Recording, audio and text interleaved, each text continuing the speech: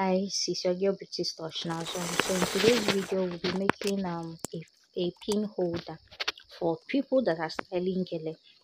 Imagine the stress of looking for who to hold pin for you while styling gele. So I imagined and then I am bringing it to life. So the measurements for today is 4 inches width by 20 inches length. 4 inches by 20 inches. So I'm measuring it down, and when I'm done measuring it down, I'll be cutting it out.